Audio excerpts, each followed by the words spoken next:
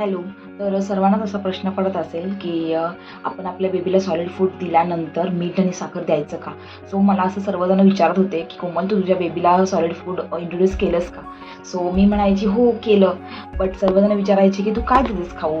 तर मी त्यांना म्हणायची की तांदळाची पेज वगैरे देते, डाळीचे पेज देते, प्लस बीटची पेज देते, शिजवून वगैरे ॲपल प्युरी देते. सो सगळ्यांना मला विचारायचे की तू मीठ आणि साखर देतेस का? मग तिला चव कशी लागते, ती खाते का? तू जर मीठच नाही द्यायचं ती कशी खाईल, तिला चवच नाही लागणार. सो असे सर्व खूप काही प्रश्न मला विचारायचे. सो मला असं वाटलं की कदाचित जर तुम्हालाही असे काही प्रश्न पडत असेल तर का नाही आपण व्हिडिओ बनवावा. तर त्यासाठीच तुमच्यासाठीच मी हा व्हिडिओ बनवत आहे. जर तुम्हालाही असं काही प्रश्न पडत असतील किंवा तुम्हीही तुमच्या बेबीला मीठ साखर देत नसाल तर खूप छान आहे, पण जर तुम्ही देत असाल तर त्याच्यासाठी मी थोडं तुम्हाला बोलू इच्छिते, बाकी तुमची इच्छा. बट मला असं वाटतं की ही व्हिडिओज बनवावी, कारण जर आपण मीठ आणि साखर दिलं तर ते बेबीसाठी हार्मफुल असू शकतात. आणि जे कोणी तुम्ही थोडेफार बिस्किट वगैरे देत असाल तेही सध्या देऊ नका. 1 इयरसाठी थोडं ते अवॉइड करा. तुम्हाला काही फ्रूट्स वगैरे देता येतील तर त्या द्या, व्हेजिटेबल्स द्या. सो अशा काही गोष्टी तुम्ही तुमच्या बेबीला देऊ शकतात. आणि तुम्हाला असं वाटत असेल की कोमल असं काही बोलत आहे, सो ॲक्च्युली काय आहे ना, मला असं वाटतं की सर्वांना ह्या गोष्टीचा अवेअरनेस झाली पाहिजे. सर्वांना ही गोष्ट माहीत असायला हवी. सो त्याच्यासाठी मी ह्या व्हिडिओ बनवत आहे. आणि तुम्हालाही असा प्रश्न पडत असेल की कोमल असं का बोलते की मीठ आणि साखर का देऊ नका. सो ही व्हिडिओ तुम्ही कंटिन्यू करा. लास्टला मी आमच्या एक व्हिडिओ इंस्टाग्रामवर भरपूर अशा ब्युटिशियन डॉक्टर हे सजेस्ट करतात, पण मी एक व्हिडिओ तुमच्यासाठी व्हिडिओच्या एंडमध्ये ठेवत आहे. तुम्ही ती प्लीज चेक करा, तुम्ही ती बघा की डॉक्टर देखील असं का म्हणतात बेबीला मीठ आणि साखर वर्षभर का देऊ नये, ह्याचं त्यांनी पूर्ण डिटेल्समध्ये सांगितलेलं आहे.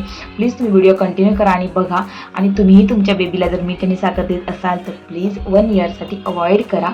आणि तुम्ही तुमच्या बेबीला बीट प्युरी प्लस गाजरची प्युरी, ॲपल प्युरी, फ्रूट्स तुम्ही इंट्रोड्यूस करा. असं काही छान देत जा आणि थोडं बेबीला वेळ द्या सगळ्या गोष्टी ॲडजस्ट करायसाठी. अशा प्रकारे तुम्ही तुमच्या बेबीसाठी खूप छान असं काही प्युरी वगैरे, पोहे वगैरे असं करू शकता ज्यामध्ये मीठ आणि साखरचं इन्व्हॉल्विंग नसेल. आणि जर तुम्हाला असं वाटत असेल की तरीही तुम्ही काय मीठ आणि साखर, तिला गोड कसं लागेल, तिला नमकीन कसं लागेल, तुम्हाला असं वाटत असेल तर तुम्ही त्याच्यामध्ये थोडंफार जिरं पावडर किंवा मिरी पावडर नमकीनसाठी देऊ शकता. आणि जर शुगरसाठी म्हणजे साखर, म्हणजे तुम्हाला जर हवं असेल की गोड बाळाला द्यावं तर तुम्ही खजूर आणि गुळही ट्राय करू शकता. सो असं काही तुम्ही ट्राय करू शकता. नक्की ट्राय करा. आणि जर ट्राय केलं नसेल तर नक्की ट्राय करा. अशाच नवीन नवीन व्हिडिओजसाठी प्लीज माझ्या चॅनलला सबस्क्राईब करा. आणि जर तुम्ही ही व्हिडिओ इंस्टा, फेसबुकला बघत असाल तर प्लीज फॉलो करा. Thank you so much. मी माझ्या मुलांना मीठ साखर न वापरता जेव्हा सेमी सॉलिड फूड इंट्रोड्यूस केले तेव्हा त्यांनी सुद्धा नवीन टेस्ट एक्सेप्ट करताना थोडा त्रासच दिला. घरातल्या सगळ्यांचं म्हणणं आलं त्यात मीठच नाही, साखर नाही, चवच नाही, तर मुलं कशी खातील?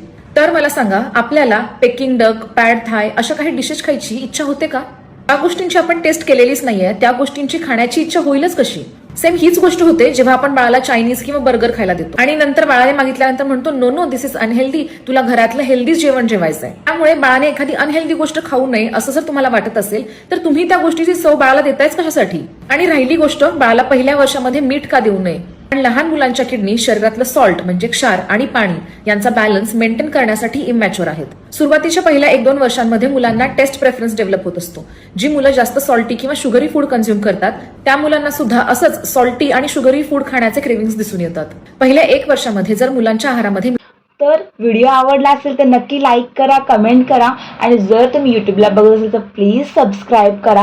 अशाच नवीन नवीन व्हिडिओ जर तुम्हाला बघायला आवडत असतील तर नक्की चॅनलला सबस्क्राईब करा.